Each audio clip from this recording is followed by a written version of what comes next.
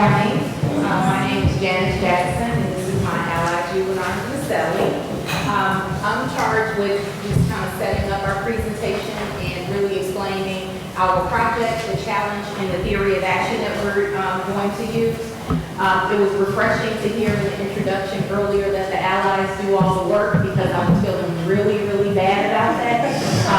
So I'm glad to know that's the way it was supposed to work out because Jullanar did all of the work. Oh, thank you.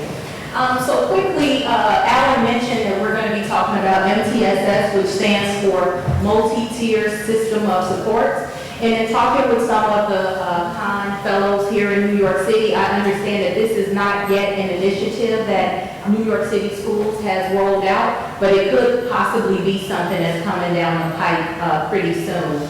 In your folders, we put in a few samples for a lot of different reasons, but if you look on the right-hand side, I believe, there are some samples from other districts in Florida, I believe in Colorado, or I'm not sure which ones we picked, that show you districts that have fully implemented. Chicago is in year one for the most part, and that's pretty much the process. The quick explanation, MTSS is really a ramped up version of RTI, which I'm sure everybody in the room is familiar with. The difference is that MTSS combines both academic and also social emotional supports and uses a framework to really talk about how we how we support our students. So quickly, before I jump into the framework, I want to talk about how we arrived at this presentation.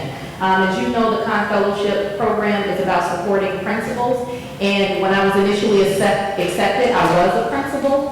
However, after, and I mean maybe 2 days after coming back from the Con Fellowship, I realized that I was going to be promoted to a district level position in Chicago, which I'm happy that the board decided to allow us to stay on board. So Jullanar, who at the time was my assistant principal and really has been she was a phenomenal teacher, phenomenal assistant principal. When I became a network chief, which is essentially like your superintendent role here, I selected her to lead one of my schools in October of 2014.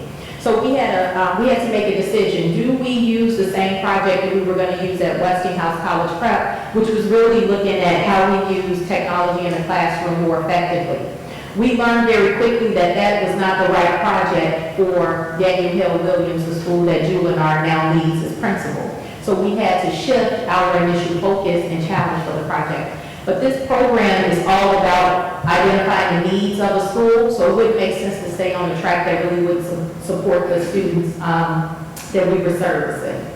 So as the network chief, I was charged with implementing MTSS amongst other things in the network, and this is the project that Jullanar selected to focus on at Hale Williams.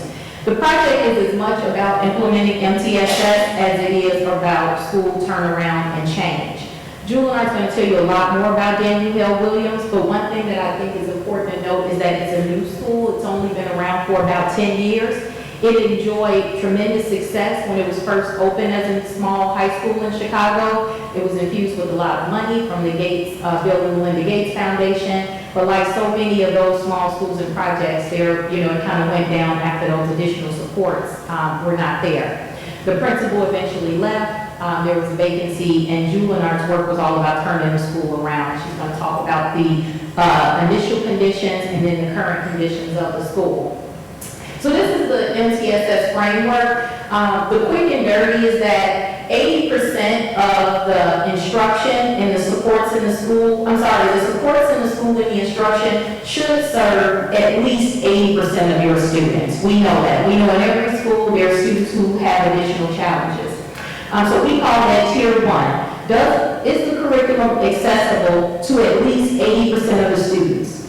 Is the discipline or culture and climate system effective for the majority of the students? We know that there are students with additional academic and social challenges, and then those students fall into the top 2 tiers. So tier 2 are about 15%. These are secondary areas where students may have one or a few issues that need to be addressed in order to be successful in school. And then tier 3 would be our highest level, and these are our students with most severe issues.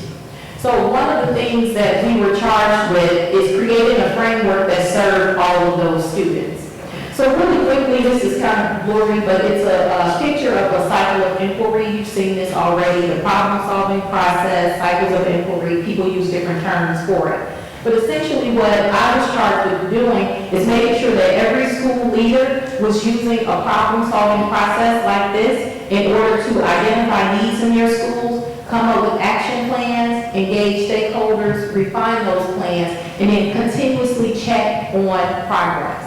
What we like about cycles of inquiry is that the process is it continues. There is no end. I remember when I was principal, we would set goals, we would meet those goals, and I had one teacher ask me, when does it ever stop? And my response was, it doesn't. Once we meet those goals, we set new goals, and so we think this problem-solving process really leads to that philosophy. Sorry, I thought we had the theory of action. So at this time, I'm going to turn it over to Jullanar to just kind of set us up, but I wanted to make sure that everybody knew what was included in the folder. We do have a copy of the presentation for a couple of different reasons. One, we really don't have enough time to go into depth around the project, so we'll probably have to talk fast, but we're hoping that you have a chance to scan it throughout the presentation, and we're hoping that you ask all the questions that you have during the Q&A session. In addition, we wanted to provide you with the framework because whether New York City Schools is rolling this out or not, we hope that you see the value in combining both the academic and the social intervention system as something that you might want to try out in your school if it's not something that you're doing already.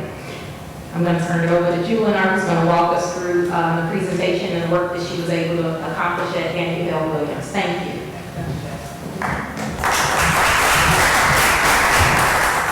So good afternoon. I will try to speak as well as my mentor and not read too much, but I want to tell you the story of Hale Williams and the work that we've had to accomplish I've had to accomplish in the last several months. What's not in the presentation is the fact that we're a small school on the campus, on the Sabo campus. There's two other schools on the same campus.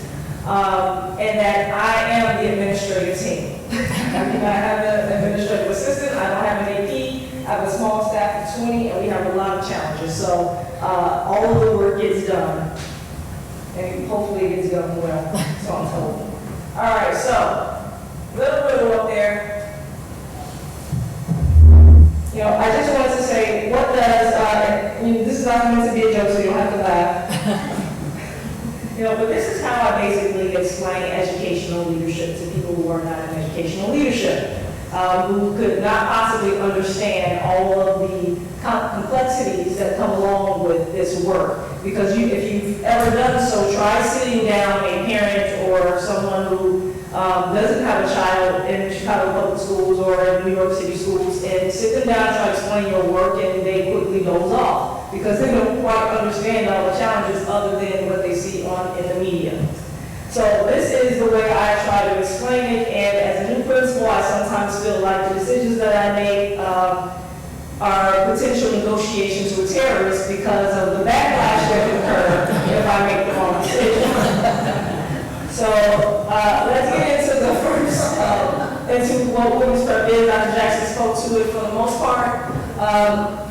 Basically, women's prep is or was a 7 through 12 model for the medical academy.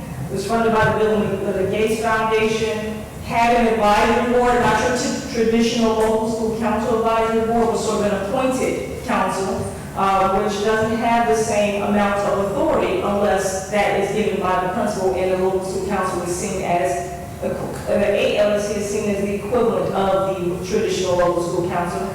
And there was a wealth of strategic partners which attracted both highly qualified and highly qualified teachers as well as highly qualified students. Women's prep saw a lot of success. Students came in and achieved an 18 on the ACT, and to some extent, I like to tell, or I had to tell my teachers, when you have students achieving about 3 points of growth overall from their freshman year to their junior year on assessments, them showing up and sitting in class and understanding what's going on. That's not intentional instruction. You need to see more growth than that. And I'll tell you why I said that, or I had to point that out in a little bit. So that was the Williams Prep, the perception, or Williams Prep, the perception, and where Williams Prep is from my entry is the academic center closed, so there was no 7th, 8th grade program anymore. The medical program is now fully funded by the city, so it's a city model, so it's subjected to outside policies and procedures versus being fully controlled by internal and the board. The ALSC and the strategic partners are pretty much dissolved. Student enrollment declined, and the out-of-school suspension rates went up.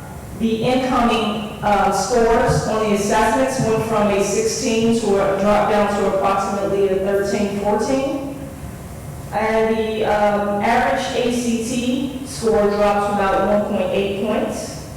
So we had some challenges, and so my job was to pretty much come up with an entry plan to figure out, to dive deeper into that data.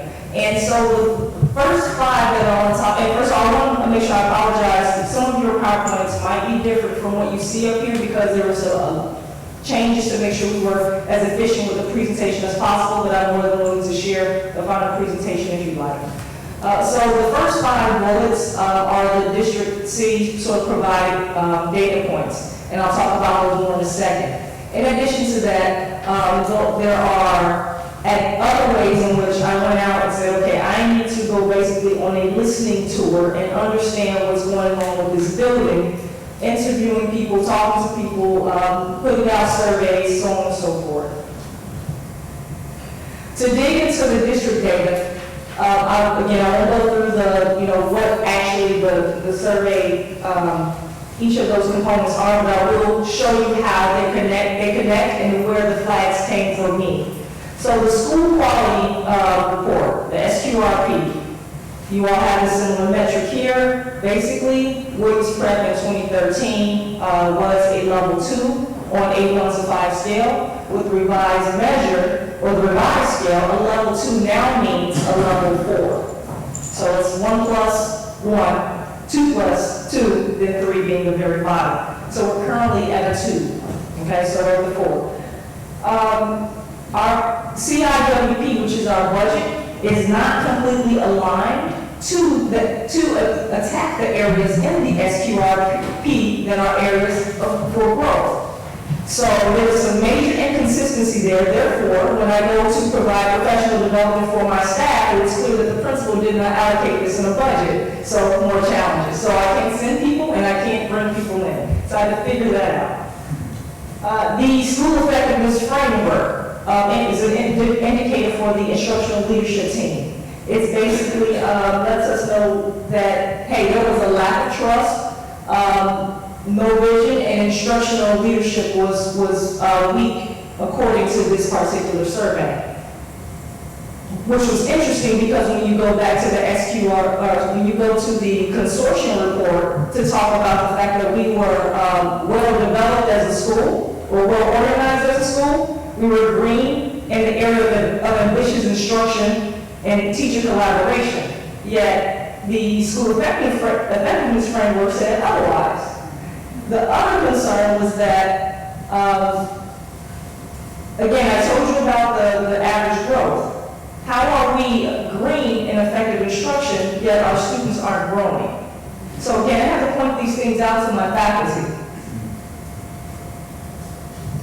Digging deeper, so those are the big 5. The rest of the data pretty much allowed me to chunk my work into these 3 buckets, which was important in order for me to get teachers, stakeholders, parents, partners to understand not necessarily the SQRP, the CIWP, all that stuff, but these are the things that they understand: academic, behavior, social, emotional supports. So I took this criteria and I said, hey, here are our concerns, here are our major concerns. Here is where we will need to, here's our next level of work.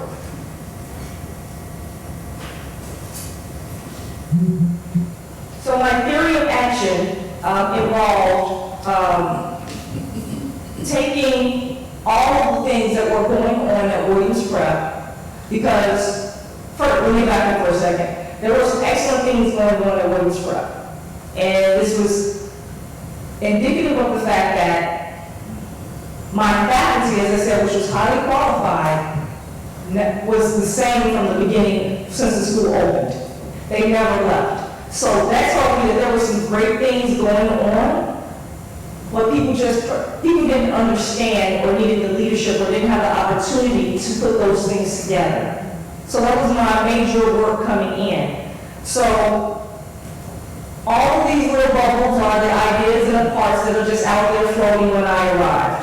So my job was to, using MTSS, put this process of problem solving in place, build the faculty's capacity to problem solve using data, and then influence and improve teaching and learning in the school. The teaching and learning piece is not just teaching and learning for students, but it's teaching and learning for adults as well. And then obviously the major point, and my faculty never liked to hear this as they were going through a state of transition. They never like to hear me say, I need you to understand this work. I need you to be able to make decisions, because it doesn't matter who's sitting in that principal seat. This is an effective and strong faculty, and you all should be able to lead the school and keep things sustainable and keep Williams Prep moving in the right direction. Again, they didn't like to hear that because it suggested instability. But I had to be honest with them about why it was so critical that they understood the work that I was asking them to engage in. So again, using MTSS, we want to operationalize and systematize our school-wide expectations and interventions and supports for students, but more importantly, we needed to create this common language that students and teachers understood. I did say students and teachers. So to get teachers familiar with this work, we have to get them quickly familiar with the MTSS model. Again, our timeline is just 7. I've been there for 7 months, so this is the timeline to get this work in place by the end of the school year. So how do you get them familiar? Well, you just roll it out, so to speak. You say, hey, here's MTSS. We need to basically align what we have in place currently, the current supports and the interventions and incentives. And we need to line it up and figure out what we have to offer our students and whether or not it's robust. Once we did that, we said, I took the problem, which was chronic absenteeism at a rate of 46% between 2012 and 2014, and I asked those questions. What interventions are in place? What systems and incentives are in place to improve attendance? What internal and external resources are available? And which faculty member has the capacity or interest to lead the work? Because again, this is about developing people. So people might be hesitant to do the work, but you have to find someone who's interested and then help them grow that into leadership. The areas in orange are the additional areas that, as a faculty, we have identified. But that was not the work. The work was the actual process once the team and the leader was in place. So the work was coaching the team and leading them through a process of developing a plan to address the attendance concerns that were resulting or that the data suggests were implicated academic, behavior, social, emotional conditions. So that was the work. And the cycle of inquiry actually started here. All right, so you had to get that buy-in, you had to make sure people understood and believed that this was a real problem. And there's an example of the work product in your packet, so you can see the attendance initiative, the entire MTSS tiered model that was created as a result of that work in your packet. So when you start asking people to change, you have to talk about something called tension, right? You cannot go off and ask people to do work without acknowledging that tension exists. As a leader, I was asking people to engage in cycles of continuous improvement for themselves, others, and the organization.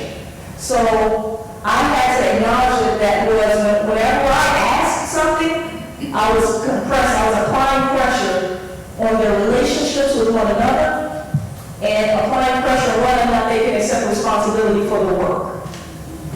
And then, once you do that, individuals and their social networks their behaviors start to change. And for some, either their behavior or their mindsets. So there's always this game of understanding the balance of tension. But that's where the listening tool was so important, because what I heard and understood from individuals, created an opportunity for me to apply the tension appropriately. So I will quickly go through this slide and basically point out the constructive disruption that I like to call, meaning the principle basically having fun and making people uncomfortable on their edges of growth, because this is what I understand about you. And as I said earlier, people have to be uncomfortable in order for them to grow.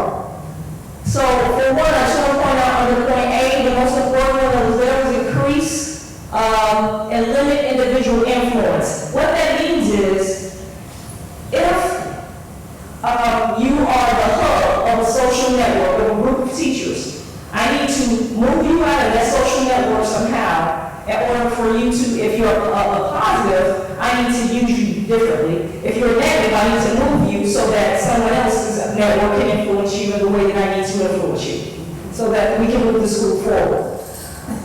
Under increased leadership opportunities, criticize systems. Most important word up there, in my opinion, in the sense that there is a risk involved with leadership. And if people think that you are going to critique them, then they won't step up. So you have to remind people to put systems in place, help them put systems in place, and always critique the systems and not them. Moral vulnerability, I hate this one, but it is so critical. You have to sometimes, and Dr. Jackson knows that when I say this, you have to sometimes state it. You have to create situations where you slip up if you're not the kind of person that makes a lot of mistakes. I make mistakes, so it's not as easy for me to kind of model vulnerability, but I own it too. And then the last one, encourage the membership to make some policy changes and support them. When I came in, everybody wanted me to step up and say, oh, this is the case, and this is the case, and we need you to say this, and we need you to say that. And I said, no, you all are a body. I need you to get together, make a decision, let me know what you need to support. And that's what I did. It may not have worked out, but I didn't criticize them. I helped them see what was wrong with the plan. So there are some very early indicators of success. Again, these are in your folder. I'll just briefly give you a few. One, we moved from individuals to teams and systems.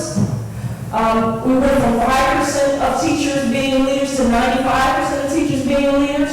I'm anticipating, I can on some wood here, us being a level 1 school, which is, according to the old 5-point scale, actually a level 2. So we went from a level 4 to a level 2.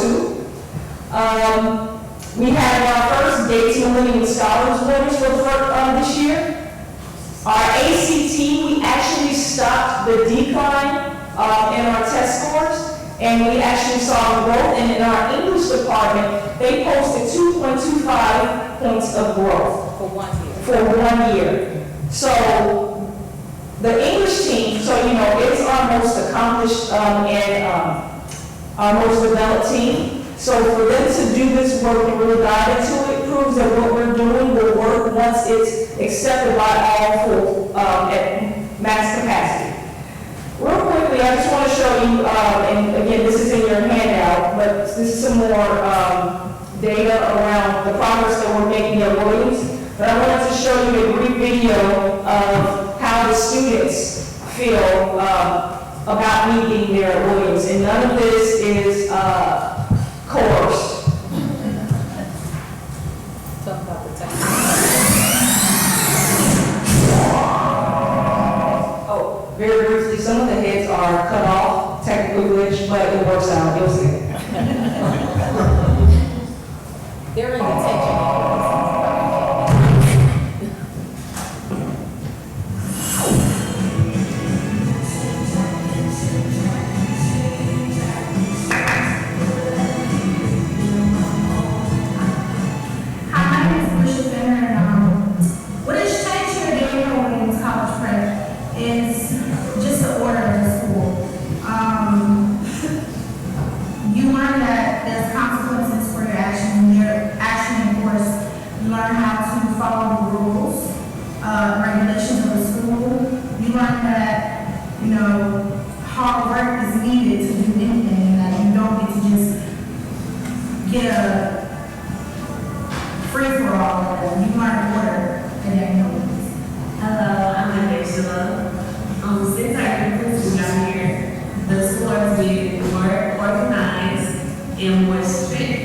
Not that I like strict, but it has made me more responsible for my actions.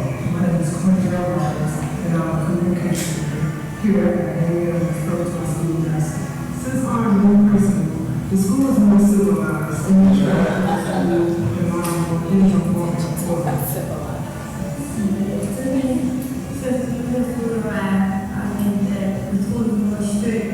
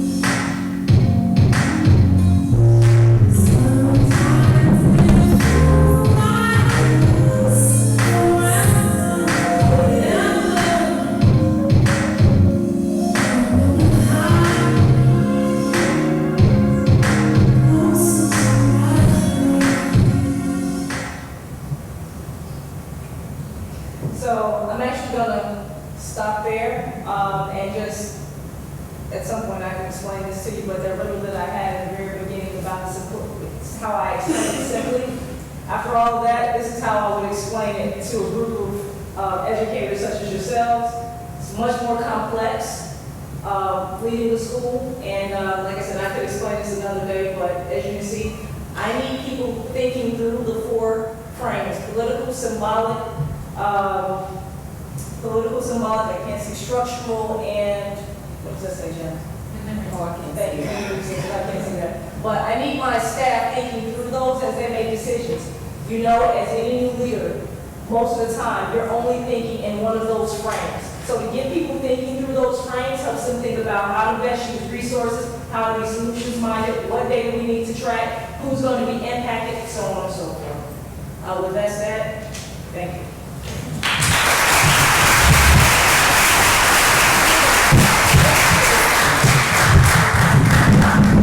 So we have time for Q&A, so who has a question?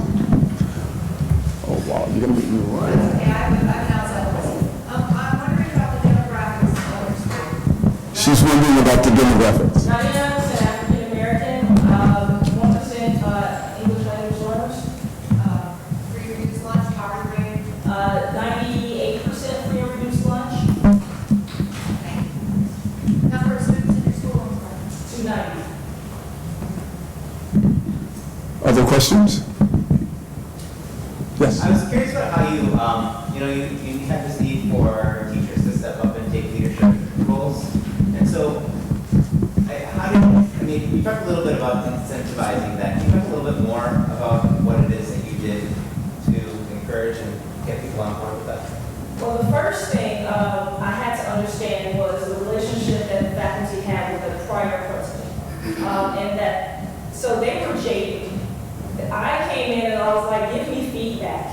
And they were like, no. I said, why not? Because they were afraid that there was going to be a repercussion if they gave me one feedback or two, made a decision, and it wasn't the best decision. So that environment of learning from failure, that culture had to change. Another little exercise that I created was I had to put out a memo to the staff, because they still weren't, so it's a creative process.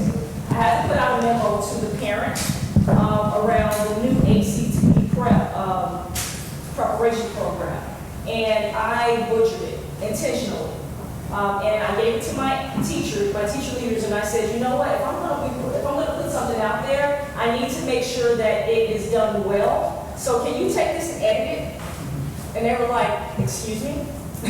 You really want us to do that? And they were looking at it and they knew it was like messed up. So they were afraid to do that. But eventually they took it, gave it back to me. I'm glad they used green marker instead of red marker. But I hate that in my office because it's an example of how I truly value feedback. The sticky notes that you saw up there on the 5 essentials, that was me asking teachers to tell me what needs to happen on my end in order for for us to see change in the 5 essentials. And they put all sticky notes up there. That hangs in my conference room. And so whenever they come in, they see that I live that work.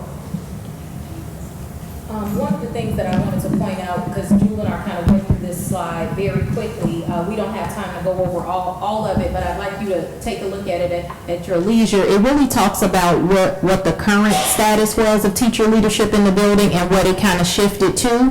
But one of the things that we didn't talk about in depth is the listening tour. So when she started at the school, she met with all of the teachers, all of the faculty and staff in the building to listen to their concerns as well as students. So when you see students' voice, I mean, we put up something funny that is something that we all hate, which is the new cleaning system, but it really showed that, you know, here we are in the high school where there were really limited opportunities for both student and teacher voice. So in order for us to even implement MTSS or any other initiative, we had to really work on the adult learning in the building and really create systems and space for teachers to not only express their concerns, but be a part of the solution and use the problem-solving process. So I know we didn't talk a lot about some of the processes that were in place, but we really felt strongly that tackling the adult culture and adult learning would lead to the outcomes on for students. And so far, there have been some positive results just in the past 7 months.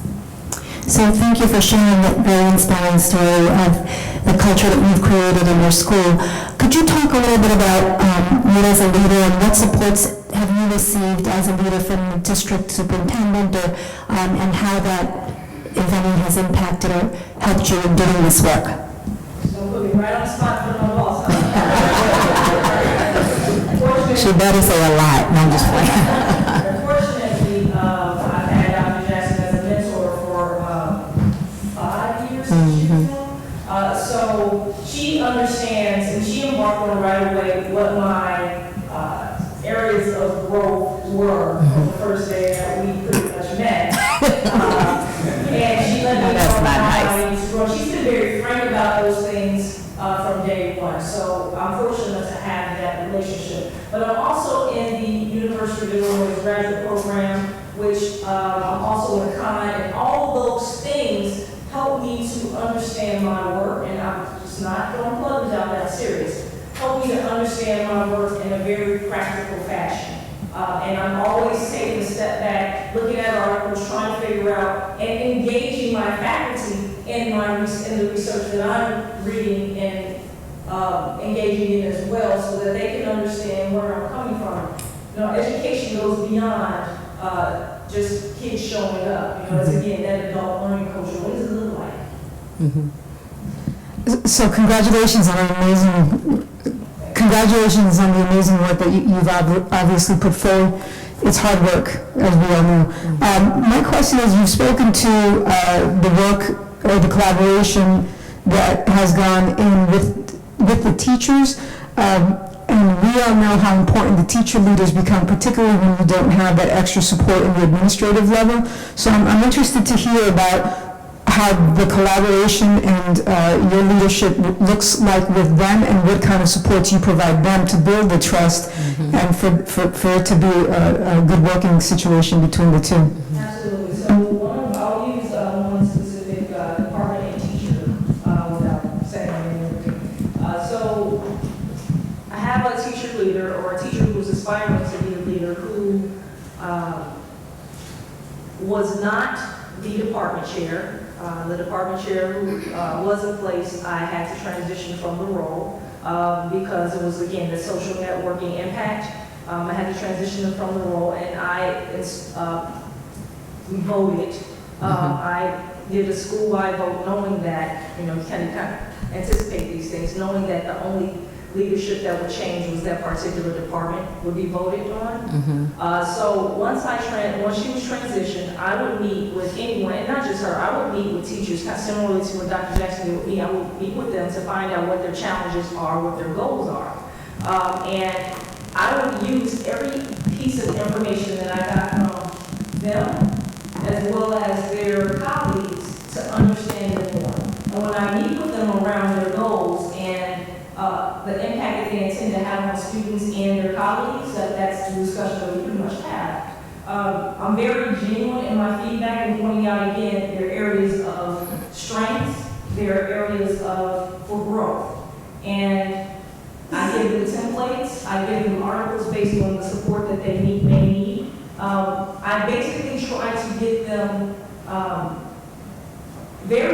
try to get them hungry for their own development.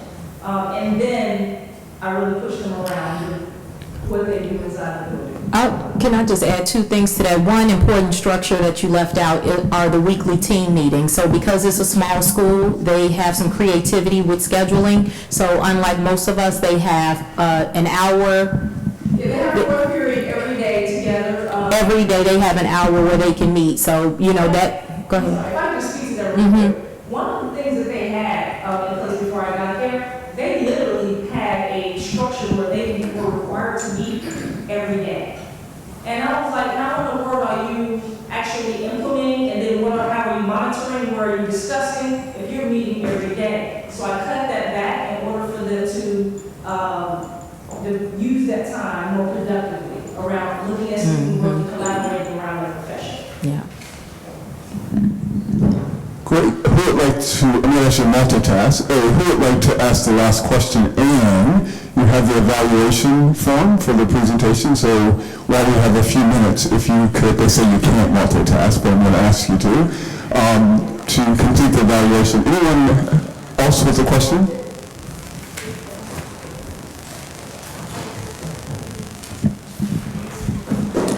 If not, I want to thank both of our presenting teams. And if you wouldn't mind handing the evaluations to one of the hosts as you're leaving, that would be great. And we have a little break before the next session that will be in this room or wherever you elect to go. So enjoy the rest of the conference.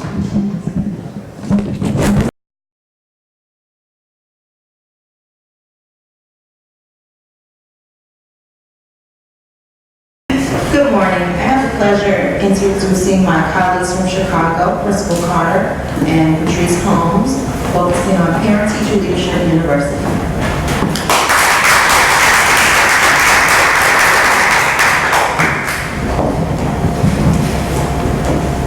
Good morning, everyone. Before I start, I would just like to thank all of you for attending our sharing session here.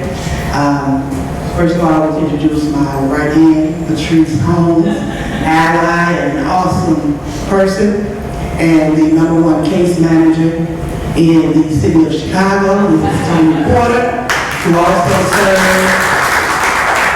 also served as our parent immediate connector, our parent resource person as well, the contact person. And in that, I would like just to share quickly that initially when I tried to implement a parent coordinator, just a program in depth myself, I found that it did not work because one of the challenges that came about was parents wanted that immediate contact with me at all times, and so that I found that it took up too much of my time. So I had the opportunity this year, thanks to the Con Fellows program, to revamp and to have others in the forefront and serve as thought partners and support for the school. So we have the honor of having Mrs. Holmes and Mrs. Porter in those roles. So I want to thank them as well for their hard work. Gregory Academy. That's a picture of our school. That's the slide. Okay, so basically here is a view of what our school looks like. Approximately 450 students, a level 1 school located approximately 6 minutes from downtown Chicago, and also within an area that is challenging at times for a number of reasons. and on a number of levels. But we do have an awesome team of staff and wonderful students as well. So the parent piece was that connecting piece that we knew we wanted to work on again this year.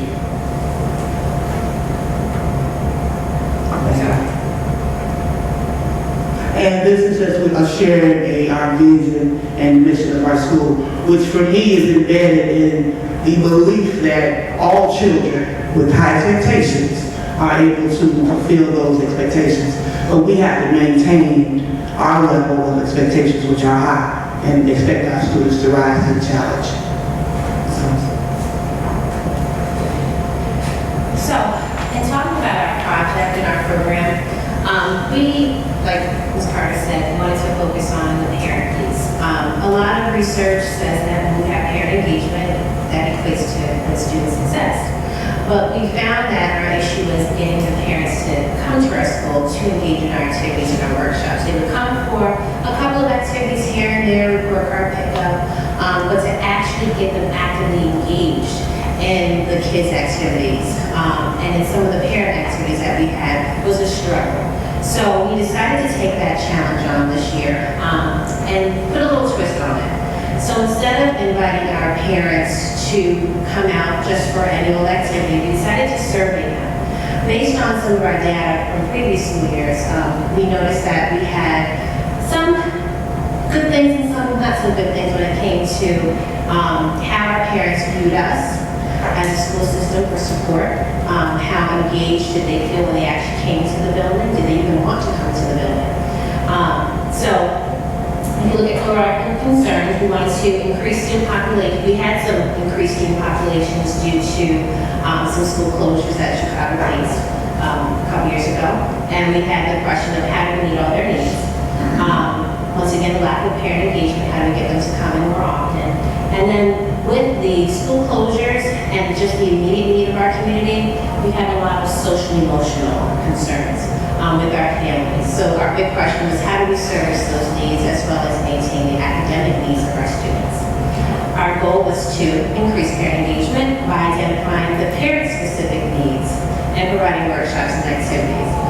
We realized that a lot of times we came in with our assumptions of what their needs were, and sometimes we missed the mark and sometimes we were right on target. But if we really wanted to impact this area, we needed to ask those who were the most impacted. So we decided to use data from recent years, and then we followed up with surveys at the beginning of the school year, asking our parents, what are your struggles, what are your concerns, what do you need? From there, we used that as our director. We took their suggestions, their comments, and we developed workshops specific to those needs, but not just workshops like, you always hear parent workshop, parenting skills, or how to do tutoring workshops on how to help your student at home. We decided to take another spin on it. Our parents expressed needs with finding jobs, domestic violence, how to cope with kid stressors at home. So we decided to dig a little bit deeper, be a little bit more courageous in attacking those concerns. We assembled our team, which we call PTLU, which stands for Parent Teacher Learning University.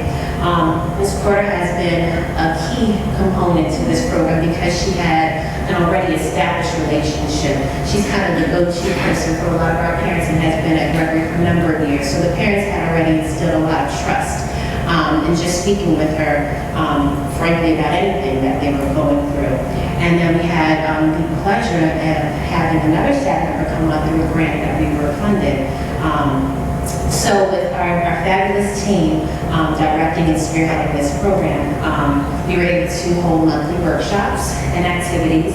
After each workshop and activity, we surveyed our parents, one, just to see how our workshops were going, were there any suggestions, and what would you like to see next? We got nothing but fabulous responses from our parents, really honest responses, and the excitement from just our first workshop kind of set the tone for what was to come next. And then we would meet periodically for conference calls to just go over how do we do our workshops, how are they going, what were our next steps. So, it's actually still swimming. Some of the workshops and activities that we put on, the first one was our park and NWA workshop. Didn't know what we would get with that because it's not a excitable topic. Oh yes, for those who are, so park is what everyone's taking now. It assesses students' college readiness. And then we have NWA, also called math bar testing, which is assessing math and reading a couple times a year. Chicago uses it as an indicator if you're going to be promoted to the next school year. Domestic violence, which came out of our parent surveys. We had a father and son basketball game, which had tremendous turnout. We have a bi-monthly food depository program, which we'll get into a little bit later on, which has kind of been the hub of getting parents out and our little communication. Actually, I'll let Ms. Porter talk a little bit more about that as well, but that's been a key component to the success of our program. We do some health and wellness workshops with our students and our parents. We have had 2 identifying stressors in children workshops. Real Men, Real Talk, which we've had fathers come out and hold some great discussions. Get access to finding jobs, making great connections with people within the community, organizations that could support our parents. We had a community sale and a parent appreciation lunch at the end of this year. One of the things that I really wanted to stress that I did not mention was building some of our community connections as well. We wanted our parents to see our school as a central location where they could get their needs met, which is kind of what makes PCL a little bit different than some other parent organizations. A lot of times we may get parents who have some concerns and issues that we may not be able to handle, and we'll outsource them to other references. We wanted to make sure that our parents got their needs met at our school because that's where they felt most comfortable once some of their guards were held. And we want to continue to service them within our school, as well as follow up with those services. What makes our program unique, which you'll hear a little bit about more, is that we continue to foster and support them on their goals and on their journeys toward whatever their needs are. So, let's go to the next one. Okay, so some of our data, to show you some of the successes of our program. We started off last year, we had PAC meetings, and we had about an average of 5 parents in attendance throughout the entire year, which is not a lot for our students. And obviously that's a big red sign that we need more parent engagement. With just the styling of our workshops, the type of communication that we're giving the parents and getting them to come out, we saw a tremendous jump in numbers. Our first workshop, which was at NWA, we had 29 people come out. Our second one, which was on identifying stressors, we had 35 and 28. And we saw a little bit of a dip, depending on what the workshop was. Sometimes it was weather related. And then you can see our father and son basketball done workshop was an activity. But to have not just participants from our school community, we also had a lot of outside community. So we started to see this connection, not just within our school developing, but ties within the community. People talking to others, inviting others out. And then we had our parent appreciation, which was just for those members. We had some incentives for our parent PCLD members. So those parents were rewarded in the year, which why their numbers are a little low, but those are more specific. I mentioned the food pantry, the food depository.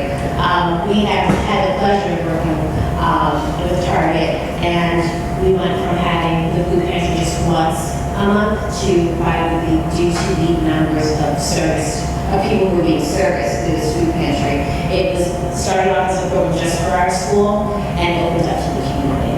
So once that door opened up, we had to take advantage of the opportunity of being able to come face to face with so many people walking in and out of our door. And some of the statistics on the people who were serviced through this, we have the number of kids that were serviced in our school was 130. The number of adults who were serviced was 82, and an average of 2 kids to every single mother is being fed through this program. So this has been a really key component in our success as well. All right, so Summer I'll let you guys step in as well.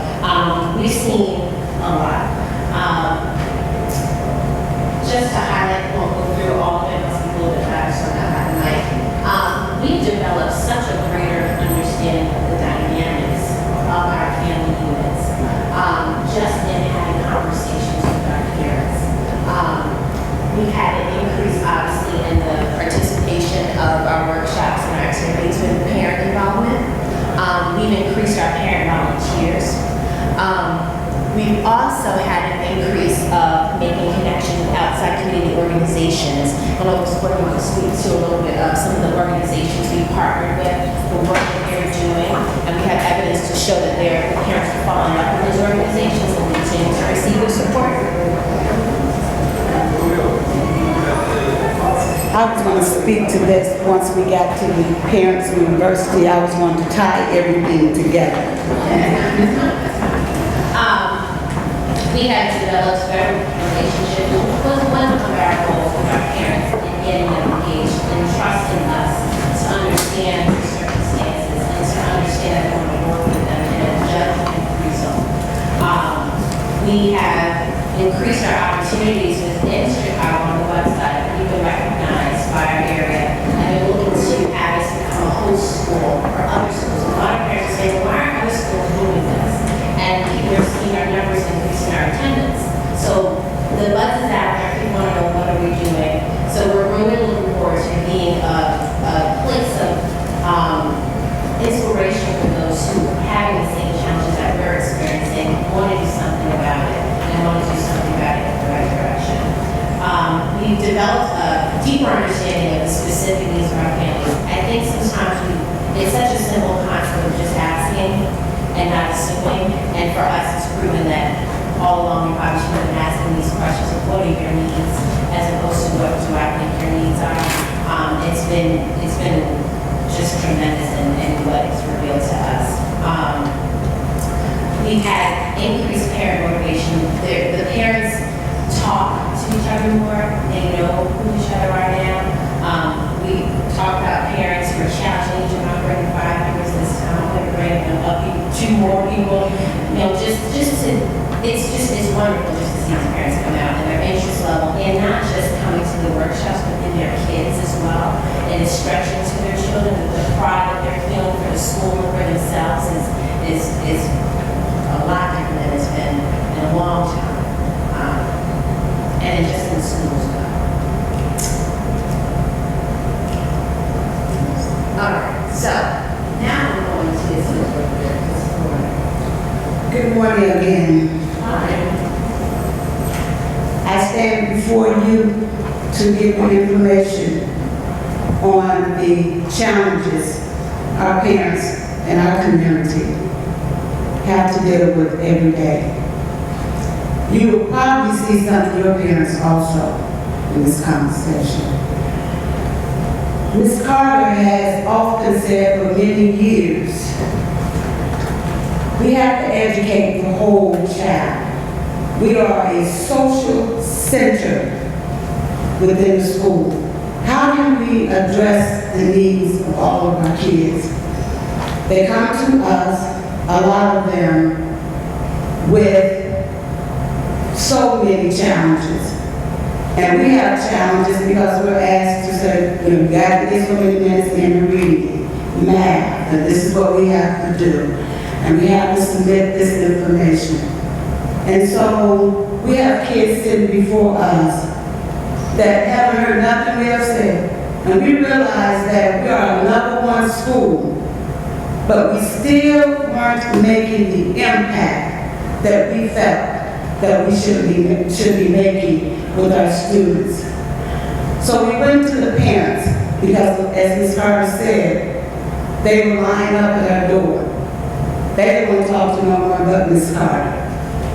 We started the empathy corner at the school. That was a location where the students knew that they could go to get support, social, emotional support, academic support.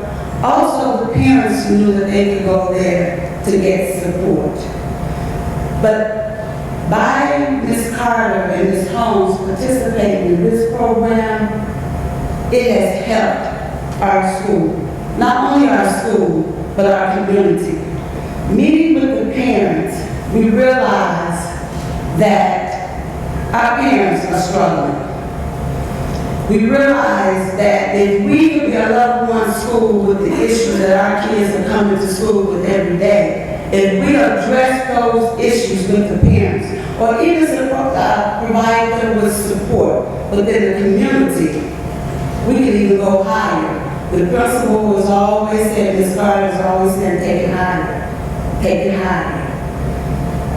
After the workshops, parents, once we did the surveys, parents told us what they wanted from us. We didn't tell them. We didn't assume what the workshop should be. They told us what they wanted. Once they saw that not only did they complete the survey, they sat back and watched what we were going to do with the information. So when you complete the survey, have your parents complete the survey, it shouldn't just sit on your desk, because they're sitting back watching to see what do you want to do with this information. So what we did, we went within the community and got people that could present, looked at our staff, and got people that could actually present a workshop on the issues that our parents were having. Based on that, parents were saying, I'm just going to give you an example of Linda Cox.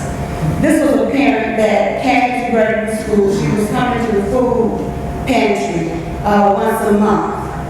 And she saw that there were a group of people that had on these black t-shirts that said Parent University. And she came to me, she said, I want one of those t-shirts. So we're not selling these t-shirts.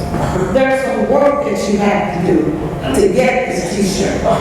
She said, well, what do I have to do? You have to volunteer at least 20 hours. She said, doing what? I said, okay, so let's meet to talk about what you need to do. So we met and we looked at her schedule, and she said, well, I really want to work in the food pantry. And we made it happen. She earned her black t-shirt. One thing that she had to do was to come to the domestic violence workshop. From the workshop, she realized that throughout her life, she was an abuser. It wasn't a man abusing her, she was abusing her man. And she said, working and talking with the presenter helped her to reflect on herself. And she said, and after she did that reflection, she realized that there were some changes that she had to make.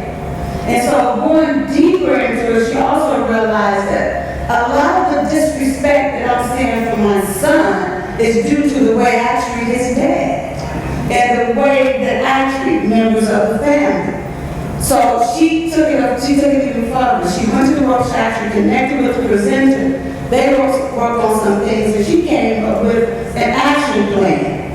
Based on the action plan, she found that she has a better relationship with her husband. Her son improved in school, grades went up. A decrease in the number of discipline referrals, and she is much happier now. She also said to me, she said, Ms. Porter, I didn't know my neighbors because I don't like getting in people's business, so I can keep to myself. I didn't know that the one that lived next door to me. But when she was working in the food pantry, she started to connect with people within her own block. And based on that relationship, she's now trying to implement a neighborhood watch in her community. She is now wants to implement a block club in her community. So now, PTLU has gone beyond the walls of Gregory and now into the community, because now we are building a community.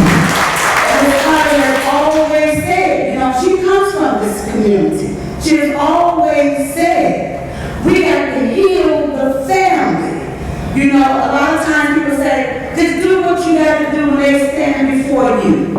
Okay? But they still got to leave you and go back to that dysfunctional family. So what good is it to be a level 1 school, graduate kids in 8th grade, and then they turn to the corner to sell drugs? Why? Because Johnny is saying, after I leave Gregory, I no longer have the support. So what Ms. Carter challenged us, find out what the needs needs are in that family, and how we can connect that family to the resources within the community. And then put in a monitoring piece where we want to monitor our parents. It has worked, and it also has shown us some things that we did not know about our students. The next slide. Donnell Davidson. Donnell Davidson is a student that graduated from graduate school. She was a diverse learner when she was at grade. But she was a higher functioning diverse learner. Donnell Davidson came from a household of both parents. Her mother had some challenges. And she said, I want to know how to help my kids. Because I see my kids making the same mistakes that I made in life. How can I help my kids? She was also involved with domestic violence, and she didn't even know it. It's okay, I got 5 minutes to get back to that. So what happened is that going through the parent-teacher university, it taught her how to value education. She said, I learned that I can send my kids to a room and say, do your homework. And I stay on my cell phone, or I'm in another room, or I will check the homework. She said, now we sit together as a family. So now we have families sitting together. See, a long time ago we ate dinner together. That doesn't happen in our community. So now we have a mother that's sitting with her kids that is letting them know how important education is. And she said she learned that through PTLU, and her goal is to bring 4 other parents into our group. Our last family that came to the North Mondale community from Africa. See, I didn't know one here. I came to the school. The school was so huge. She had all kinds of challenges. She was homeless. Had gone through 3 shelters before attending Gregory. Got involved right away with the PTLU. Through the workshops and connecting her with resources in the community, she now has her own apartment. She was suffering from panic attacks. She said, just having that support within the school has helped me to help my kids. And now my kids went from failing grades to principal scholars, and both our daughters are on the honor roll now. One thing that I want to share some information with you about the North Mondale community. It's a community where there are about 5 churches on 1 block. And so the question came to the parents, well, why haven't you gone to the churches for support? And they said, I feel like I would be judged. That in their eyes, the safe haven was our school, Gregory. So everything that they needed, they came to Gregory for it. And based on just being there for the parents and providing that social and emotional support, not only to the students, but to the parents, and connecting them with resources, we have seen a decline in referrals. We have seen students that are more empowered now. Even around the school, they clean up better than the janitors. I know when you come around, you talk about the janitors. I'd rather have the students do it sometimes than the janitors. But there's a sense of pride. Seeing my parent involved, they're taking time to show interest in what I like. And the parents said, we never knew all of this was going on in the school. So for next year, we're looking at taking a deeper dive into where do we go from now. Because even though our numbers may look low, we had 5 parents on a good day coming to our workshops. 5. and it was the same 5 to 35. The fathers told us at the father-son basketball game, he said Bravery took over 100 boys off the streets for 6 hours. Nothing could be better than that. I thank you.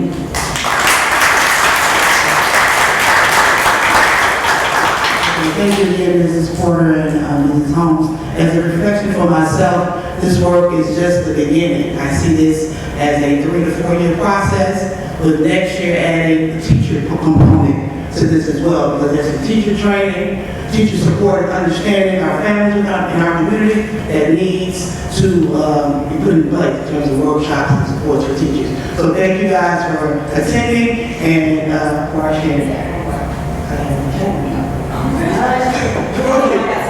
Any questions? I want to keep my time. Any questions or anything?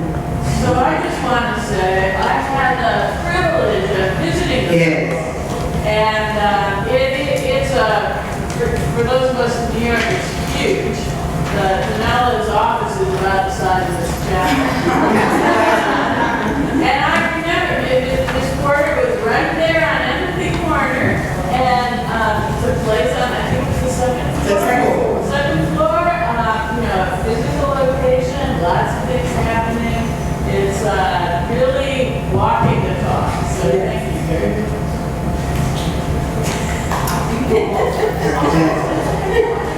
Dr. Jackson. I just wanted to make sure that was back to this presentation. One point that I wanted to really make on was the empathy corner, because sometimes when we try to solve these issues with some of the complex programs, but something so simple that doesn't require you to sign up for anything or take attendance or track data and blah, blah, blah. It's just really a place where students can go. I just found that so simple but so powerful. So I want to commend you on it. And then I have a question about parent topics. A lot of you all seem to focus on the fathers. Was that intentional? Did you really feel like if you had more of the men involved, that would have an impact? Yes, for sure. And that was one of the goals, because we wanted to know, I shared with the staff prior that there was some research that was shared that there are a number of black males missing. And so we wanted to tap into that at the start now. And one of the things that we utilized was our alumni, people who graduated, and such as myself, reaching out, getting those young men to return, because we do have a number of young men who are doing awesome work, but they have not necessarily returned to Gregory to share or mentor or support our boys. So it was a wonderful thing on a Saturday, all day, men and boys, even our boys who we did not have an immediate male role model. So that kind of tugged at our heart of it, and so now they are connected with a positive male role model. How did you administer the survey, and what was your communication plan around this? Well, the first survey that we administered, we tried to take time when we knew a lot of people would be in one place at one time. So whether it be our food pantry, we knew we were going to get high numbers of parents coming out, and then after our workshops too, and until you fill out the survey, you might have a raffle and an incentive for you to stay as well. But it really wasn't hard to even get us to fill them out. I actually thought that might have been a little bit of a challenge, because we do have some people who have difficulty writing and expressing themselves. But however, we needed to get the information, and then we decided to keep a binder of all of our workshops, all of our surveys, any information from each as a referral to go back to then go through. And I actually created a document where I kind of grouped like comments, and then I kind of categorized them to see what percentage of parents were responding to this or that, just to get a better understanding of what was a priority need, and all the others we could kind of make a plan to attack those needs.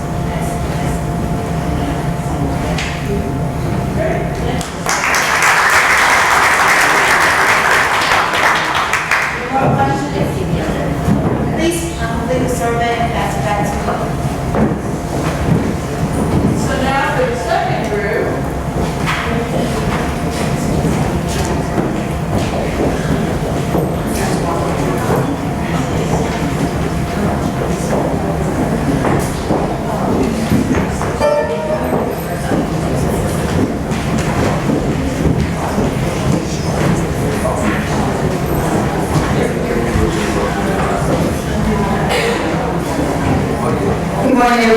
Christina, and I am a Fellow 2007. I'm thrilled to be here today. And before I introduce the next group, I do want to just take a quick second to acknowledge Mr. Chuck Hahn, who made all this possible. Thank you so much for continuing to learn every single day. Our next presentation is called Radical Love, collaboratively creating a context for student success. And our presenters today are Kristen Durak and Asama George from Grant Avenue Elementary School in the Bronx. And they are going to do an interactive session and explore the complexities of family engagement in an elementary school setting.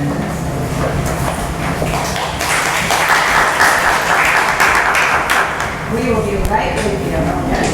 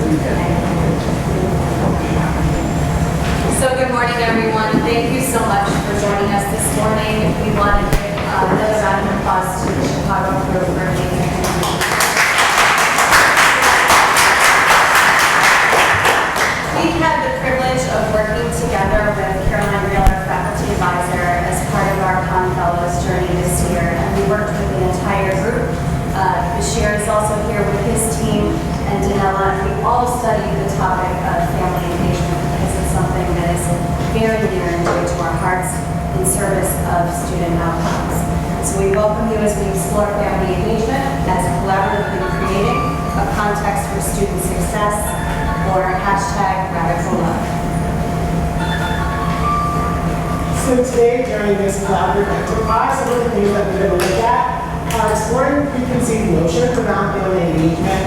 We're going to provide you for context for the work that we've done with this project. We're going to connect our project to walking meditation, and we're going to share our research and findings around family engagement. We're going to get to hear from our wonderful parent panel, and then we're going to share some next steps. And we'll close out with some questions and answers and some reflections or final comments. So we'd like to begin this as a conversation. There's so much talk about family engagement in education these days, and we all bring our own perspectives to what family engagement really is. So posted around the room, we have several quotes that pertain to family engagement, and it's a little bit dark. But we're going to, in a moment, ask everybody to sort of stand up and review some of the quotes around the room. When you find a quote that resonates with you, speaks to you, perhaps it really relates to engagement, maybe it's something you disagree with, to battle it out with somebody who maybe has selected the same quote. But we're going to take about 5 minutes to stand and respond to the quotes that are around the room to sort of prime for the conversation we'll have around family engagement. So please approach your quote.